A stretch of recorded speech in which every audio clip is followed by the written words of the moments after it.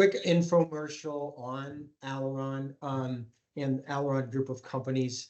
Broadleaf is part of that group. We're the outsourcing business. Aileron is comprised of 5 different operating companies, about a $350 million business based in Buffalo. We have 15 offices in the US, Canada, as well as India.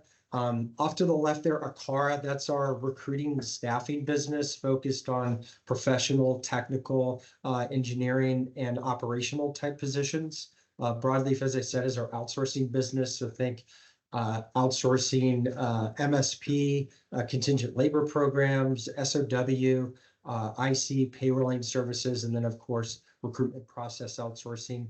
Broadleaf is a women-owned business, a WeBank certified business. As part of Aileron Group. TalentRise, as Susie mentioned, still an operating company of Aileron, really focused on our executive retained search and leadership consulting business.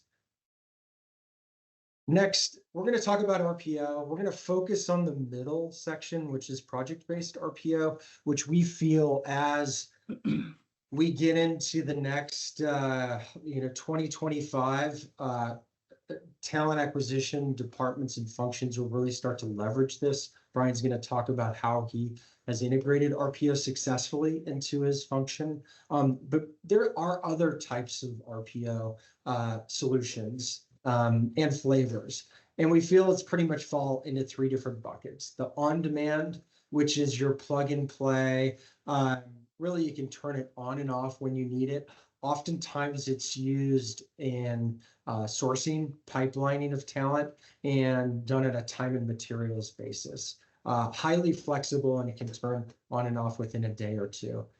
Project-based, which is more discrete. So it's a lot of times it can be used in high volume situations, professional, corporate. There's a carve out that you need some extra scalability, and oftentimes there's a discrete time assigned to it, anywhere from, let's say, 2 to 4 months, and you need to hire X number of hires within a certain time frame. And then lastly, the enterprise. Many times clients will start with project-based and then evolve into more enterprise. So you're handling a whole swath of different positions across the enterprise with defined KPIs, and implementation, integration into your ATS technology, as well as reporting solutions. So those are the 3 types of project-based RPO solutions. So Brian, good to see you as always. You by far are one of my favorite talent acquisition people. Susie introduced you as having a little over a decade of experience. I think it's more in the 2 to 3 decades experience. But that's okay. Again, yes. You have had a depth of experience with RPO and integrating successfully over your career. And what I'd love to learn is just, so you're now at Insight to Profits, really cool things that you're doing with PE firms. We'd love just to catch up on what's going on there. How have the hiring volumes been for the past couple of years, and what you're seeing in the future? Yeah, well, thanks, Jason. So I'll put a little bit more detail around my background. First half of my career, I was a seller of services like this, and that included a stint as an entrepreneur. The second half of my career is really when I became a buyer of those services, and it took on a variety of forms. I was with large publicly traded corporate, privately held, high growth, et cetera, et cetera. So I've seen it in a lot of different places. Currently, I'm with a private equity owned, effectively professional services firm that focuses on pricing and technology solutions. And so if you think about the Deloittes and the McKinseys and the Bostons and the Bains, culturally and from a hiring profile standpoint, you're going to see a lot of similarities there. What I would say is, our organization has experienced about 30 or 40% growth year over year historically. We do business primarily with private equity backed companies, and that's our primary sales channel as well. We go in and help increase enterprise value over the course of the whole period for that particular entity. And so for us, because of the fact that we're a little bit smaller, because of the fact that I think we have that channel and also the niche nature of what we bring to bear, pricing oriented solutions have a much higher return rate on enterprise value increase than some other kinds of consulting. So I think there's a premium on what we do. We've seen, I guess the last 3 years, it's been a little bit schizophrenic. Obviously we were all around in 2022 when it was very much a candidate marketplace. That shifted pretty quickly in 2023, particularly in the professional services industry, where you saw a lot of compression, all the way from executive levels through campus. Companies started rescinding offer letters, canceling internships, delaying start dates, et cetera, et cetera. So we've battled through all of that. We didn't do any of those things, and so we've been able to continue to grow and also continue to hire throughout those times. But it's been, I was reflecting on that with somebody. It's been a unique, I'd say 3 to 4 years in terms of what the markets look like and how that translates into challenges on the candidate side. We've seen, Brian, it's been a hard slog. I mean, when people say that, are we going into a recession? I've often countered, like, we've been stagnant. Many talent acquisition leaders that I work with, it's just been one, there's been downsizing of recruitment teams, hiring volumes aren't what they were. We've been stagnant and almost have said, like, well, hell, we've been in a recession for the past couple of years. So I feel like a lot of companies are primed. And my question is, it sounds like you're seeing that a little bit. But have you leveraged RPO during the downturn, or anything you can share about using that solution? Yeah, and I'll dovetail this into not only here, but just generally how I've leveraged RPO. Yeah. So for me, particularly in repeatable jobs, and I don't care what level they are. I've done it for customer service level jobs. I've done it for sales level jobs, and I've also done it with more sophisticated, more complex backgrounds and skill sets. If you're hiring with some level of consistency, my belief has always been that you should have some kind of project or RPO oriented support that you can scale around, because the nature of that is just going to get really, really spiky. And here, when you're talking about a consulting organization or a delivery organization, you do have repeatable jobs that you're constantly hiring to: associates, project leads, business analysts, and for us also, you're looking at what projects are rolling off. You're looking at what new business is coming in, and you're looking at where are people along their onboarding scale, and you're using that to forecast how many hiring needs you have. So the need for me to be able to have an engine that I can turn up and I can turn down pretty quickly, when those needs go from we needed 2, now we need 10, quickly. I need to know the metrics behind that in terms of funnel conversions, and I also need to have a partner or an engine that I can tweak and turn and tune along the way. So yeah, we have, even during the downturn, and previously, that's similar to how I've looked at it and leveraged it before. So you've probably seen this. You think about forecasting in this talent department, like capacity. You've had some good strategies about how do you staff your team internally with you said like a schizophrenic sort of Yeah. market. Do you see this, like, as an example going into 2025? How do you think about scalability and using project-based RPO to enhance your talent acquisition team? Yeah, look, I mean, I don't even think in terms of 2025. I think a long time ago, once I got through, some failures, Right. and maybe that's a too aggressive a word, but the learnings in how to use, how best to partner, what the watchouts are, and all those kinds of things. Um, any place that I have any kind of reoccurring candidate flow, I see an opportunity to leverage RPO. The other places, where you don't have capacity and somebody taps you on the shoulder and says, because of this, we're going to need X number of, what have you. Back when I was at Granger, that was, hey, we need 2,500 new salespeople. We need it in the next 90 days. Um, we're gonna launch two entirely new sales forces. Right, that's not something I could have done with internal recruiters or building an internal team, nor would I needed to, because there was an end in mind. Eventually, that Right. was going to stabilize, and it was just be managing turnover. So in any of those scenarios, I look as this is a key piece of my toolkit. So do you see RPO? It's not replacing your TA team. It's really augment. No, yeah, no. I think, look, you might have, if there's been situations that I've been in where you have a massive, say, customer service organization, and you look at what you're investing in that in terms of cost and time, and you say, look, I think we need to put our money into more strategic, our internal resources on more strategic. We think our full RPO might make more sense here, and it might be more cost effective. And it's also going to allow us maybe to control our costs a little bit more and a little bit differently.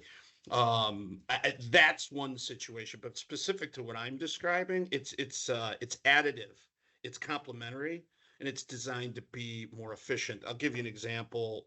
When I walked into Fleetmatics, which was a high growth SaaS business ultimately acquired by Verizon, Yeah. we had contingency firm. We had sales classes we were hitting every month. High turnover, high volume inside sales. That was one of our departments, and it was all full life cycle recruiters and contingency firms. And I stripped all that out and said, this has got to be constant. And so I created, using RPO, a lead gen machine where you're going to have applicants, you're going to have referrals, but what we were missing were some of that talent that wasn't seeing our jobs, that wasn't coming through referral in a consistent fashion, because full life cycle recruiters are going to stop, start, stop, start, stop, start. I'm sourcing, now I'm at this end of the cycle. And where that was helpful is it improved everything: cost per hire, it improved speed to hire. We had more flexibility. We were behind on targets. We started meeting targets. And the beauty is we had great data through that partner with dashboards and other technology that they're investing in that sometimes is hard to get internally. And we were able to get really scientific about what we needed, how many touches, get to how many responses, get to how many screens, get to how many interviews, get to how many offers, right? Not only for forecasting, but also for continuous improvement. Where are we hurting in this process? And it's another thing that you guys brought to the table were great dashboards, great analytics, and that was really helpful in a lot of different ways. So there's those throughput metrics, especially in high volume sales, like you're saying with Fleetmatics. Were there certain things that you were certainly looking at, triggers and signals through KPIs? Were there certain things, especially, let's say, high volume project-based RPO, was there certain things that were, good benchmarks that you recall? Or just in general, in terms of KPIs that are important to you as a TA leader? Yeah, I mean, it starts with, I don't look at, when it comes to ongoing, where you're trying to meet hiring classes, or you have just sort of, Right. we're always going to be hiring this type of people. I think time to fill is not really something I use. I look at, hey, are we meeting the hiring targets? Yeah. And what work has to go behind meeting those targets? And so it starts with something as simple as offer accept rate. In one location, our funnel data was way out of whack with every other location. Well, in that center, we happen to have some pretty bad leaders over time. So we had to do a lot of work cleaning up some reputational capital pain, that we had. So we knew, and then we had the data to say, look, this is what it's taking us in this location. And in this location, it's half that. And it starts with offer accept rate. Then it's interview to offer rate. That's a quality metric. Are we putting the right people in front of the hiring managers? Could be, But if you go a little bit deeper, it also could be our hiring managers being overly selective. So it's part KPI, but it's also just part indicator of where do I need to probe deeper because a specific area is going to be higher than another.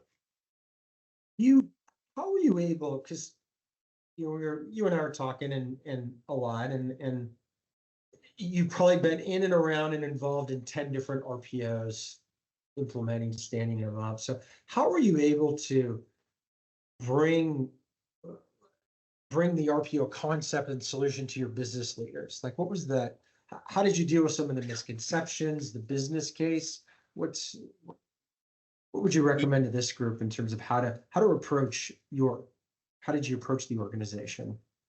Yeah, I mean, and it depended on where the organization went. The story I tell is when I started doing this, it was with a large publicly traded company, and I was asked to do an RFP for it was a full outsource RPO for a customer service organization, and we were in 3 years about to onboard our third new RPO vendor. And there were only like 5 in the whole industry at that time. Yeah, we're old. You're right. And I was like, wait a minute. It's the old quote, I've seen the enemy and it is me. At what point is it? Is it us? Are we the problem, or we're not doing something right? And I think at that time it was a lesson in, okay, I have to go way upstream differently. Can't do this in a silo. I have to get sponsors.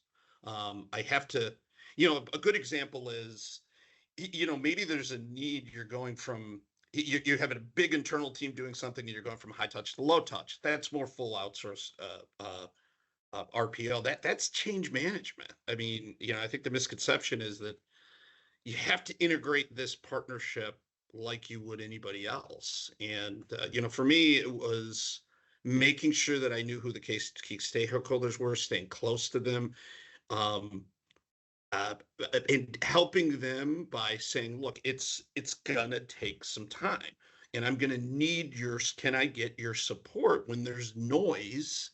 And I need some executive support helping manage that noise. I'll take the bullets, but we need help managing that noise, because with any new relationships, you have to give it some time to get going. So hopefully they answer that question, Jason. No, it's perfect. I think I just fast forward to a couple slides because you were talking about it, and I think what you have done, let's say with our successful partnerships, is the pre-work that you did before the onboarding. It's kind of setting the stage for the organization.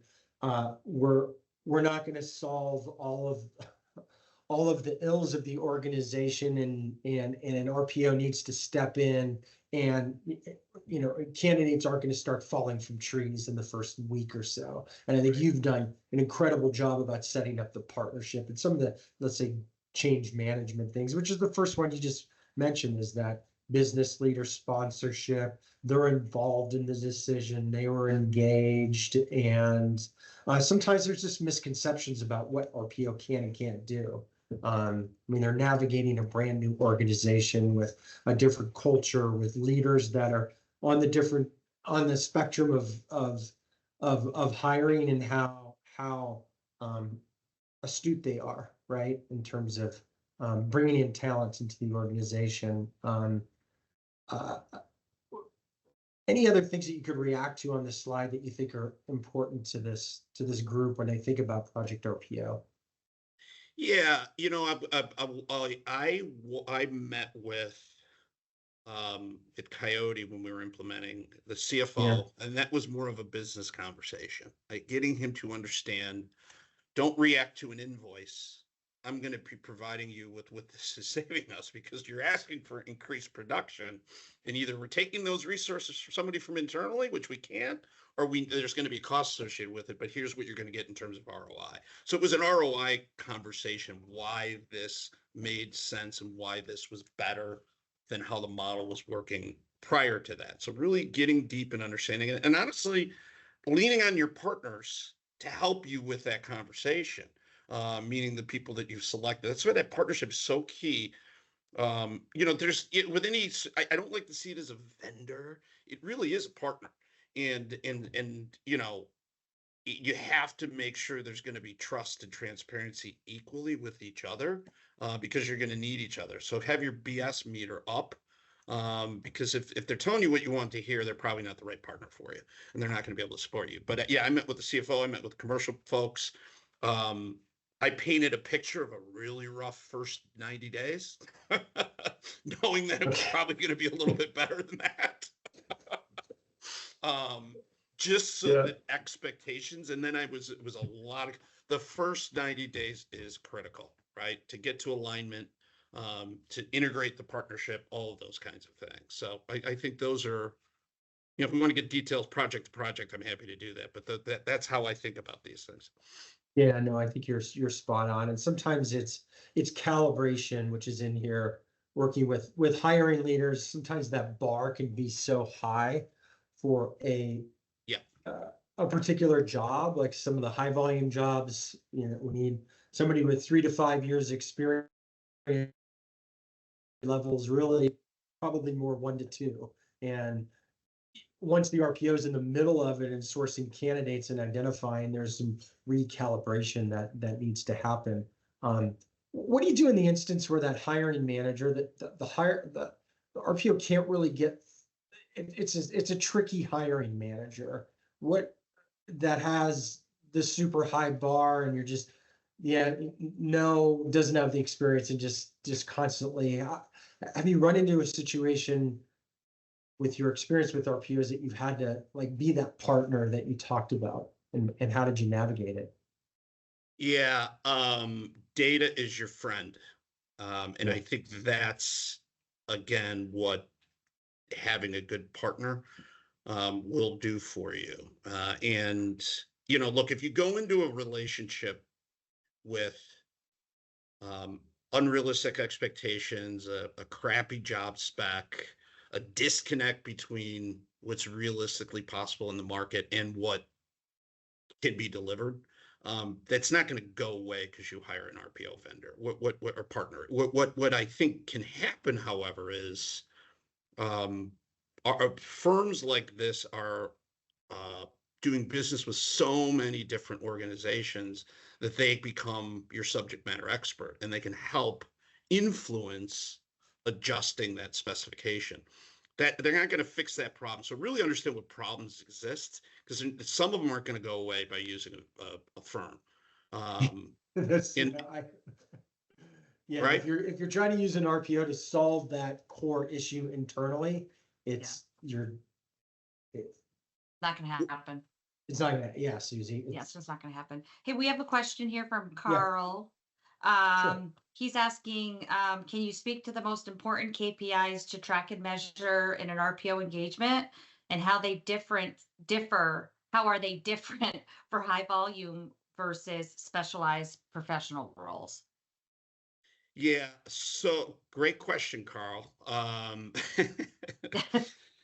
uh, So on the high volume side, for me, it's about meeting. Usually there are training classes or targets or a head count number that you want to hit. That's where I say time to fill, to me, is not relevant there. That is more designed for individual roles. I like the idea, are we meeting and hitting our targets? Classes, right? Classes, right? We hit nine. Let's, you know, you set up a KPI at the beginning of the year. We've got 500 people we need to hire over the course of the year. 95% of our hiring classes need to be met. And by the way, what that probably means when you're doing a funnel, which I'm sure folks know, is that if your target is 500, your target really is, 540, because you're going to have background checks and declines and everything else like that. But No you build back. shows. I Yeah, was 10 gonna to say more 15 like no show rate 700 based on what we're Right. seeing in the market, but we'll go with Yeah. 540, Brian. with Yeah, ghosting. and then you build backwards from there. And then I think you the first thing you want to look at is that offer to accept ratio. I think that's it could be the indicator of a problem in the marketplace, could be the indicator of a salary problem, it could be an indicator that we're not positioning the job very well. So offer to accept ratio. And then I like interview to offer, because that really is an efficiency and a quality metric. Are we delivering? Generally speaking, that's anywhere from 3 or 4 to 1 is a good target. I like to see, right? Depending. 2 to 1 could mean you're not selective enough, quite frankly. So there's looseness in it. And then I think cost per hire, and really understanding what would this fully loaded cost me if I were to do this on my own versus what the cost per hire here is here. Because what you should see over time, when you have a company that scales the way typically firms like this scale, that invest in all the technology that they invest in, is that number will go down every 6 months or every year. It'll plateau at some point, but generally speaking, once you get the machine running, you should see that time to fill cost per hire start to come down. That's one of the advantages. I would say add to the high volume and just add to what you said. I think we look at from a productivity standpoint, especially from the RPO, is how many hours does it take to get a hire, right? What's the whole resources, people, technology? What is the solution? How many hours does it take? And then you're just getting more and more and more and more efficient, and really driving that. On the specialized side, I would add to what you said, the efficiency on the interview to hire, but also the submittal to interview. Where are you sourcing quality candidates that are getting into the process? And That's sometimes right. you can see some things that you want to diagnose. Brian, I'm going to shift. Go ahead. Hold on one second, sorry. Jason. We got a follow-up question from our friend Carl. Okay. Cost per hire. Do you use an average over all the roles, all levels, or do you segment it by roles/level? Roles and levels for sure, right? You've got sort of your hourly, and you've got mid-career. I would separate tech, and I would separate executive as well. And I hate to sound like a consultant, but what dollar amount? It depends. It really does. And what I've typically done is I do research, and then I try to do some comps in our own organization. Keep in mind, if you're doing some analysis for your own organization, there's hidden costs, right? Technology costs, benefits costs, time. It's a little harder to break out, but you can do some napkin math on that. There's some good. You guys, I think, have a good calculator for how you figure that out. But I would say definitely not all roles are created equal. I think you mentioned earlier too the cost discussion you're having with your CFO, right? It sounds like you were also translating that into value, right? Hey, here's what the cost on the invoice is going to be, but here's the value that it's bringing to the organization, and sort of translating that into business terms. Yes. Yeah, look, here's where, and from a project standpoint, that's a great example. Somebody taps you on the shoulder and says, in 90 days, we need 400 salespeople. And that's happened to me. Actually, it was 2000. The year 2000 or 2000? No, it was 2000 salespeople, and we had 90 days to do it. Look, that affects cost. It's like, so, all right, well, can my team stop doing everything else? No. They have to keep hiring. Okay, that option's now gone, right? Then there is a cost associated with this, and the compression of time is going to impact that cost. So I think when you look at project-based RPO, you have to be mindful of time and targets. It's different. It's going to be a different impact and cost than something you can hire over the course of 12 months, and you're just hitting monthly targets. It's a point in time, right? It's a blitz. You talked about this. I thought going back and forth with a couple of slides, but the implementation, you've implemented a lot of project-based RPOs and enterprise level. Like, talk about the build process and setting the foundation. Like, what do you think is the most important things that you've done as a leader, and also your team, right? Because oftentimes you're having oversight. You're the sponsor, but your team is really the day-to-day executor in partnership with the RPO. Is there anything you can just talk about the phases and what's really important from your standpoint? Yeah, I think communication early and often, especially in the first, 30, 60, 90 days. So I'm talking if you need it twice a week with your partner, give them all the access that they need. We had a situation where we outsourced district sales manager. So these were at the time, 100, 150K type roles, all across the country. We had them fly out and spend time with district sales managers and do shadowing. We gave him all the access that he needed, and it just made him much more, and his team much more effective at identifying the candidates and also assessing the candidates. So all the access. I always say, alignment. We think of a kickoff meeting, or here we're going to talk about what we're looking for. Here's a job description, yada yada yada. That's a process, not an event. And so recalibrating constantly in the first 30, 60 days will help you be more successful and give them all the access and support that they need. As if you were hiring a new employee. And putting the same level of investment and care into that as well. Right. I think you're spot on.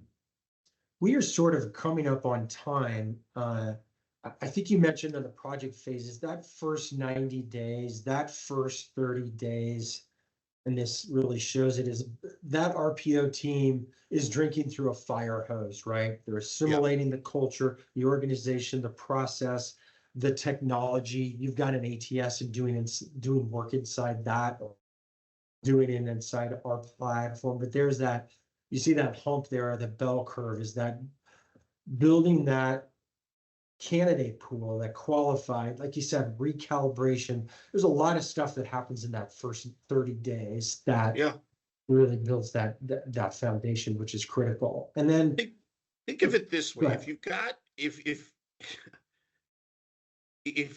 a team of people working on a project, and an RPO project, and they're going down the wrong direction, or even slightly,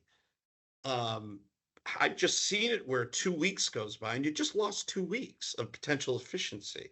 That's where hyper engagement in those first weeks, course correct them on day 2, not week 2.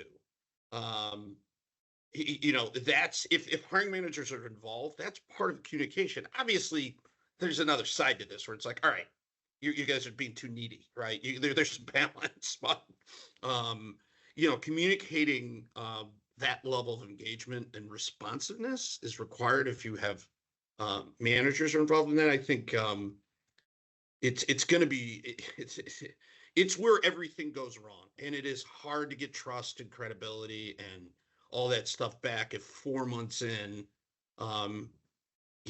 this stuff starts getting discovered, or noise is under the surface and you figure that out. So I think it's the same thing with hyper communication with your stakeholders, hyper communication with the partner. Excellent. Brian, this is really good discussion. Thank you for sharing your insights, your expertise. Always good to see you and talk shop. I certainly enjoy it, especially about Project Days RPO. We're seeing with the elections coming up, volumes have been down to stagnant across the board in 2024. The interest rate reduction, the 0.5 point. We're seeing 2025, especially as project-based RPO is going to become really a strategic part of talent acquisition. And as you think about growth, ramping up, all the big spikes that you have had in your past, it seems like it's going to come to roost here in the next couple of years. So. Yeah, the other thing I'll add on that is there is a large percentage of people that said, I am looking for a job next year. I just want one little sign of positivity. So I think there's going to be some disruption.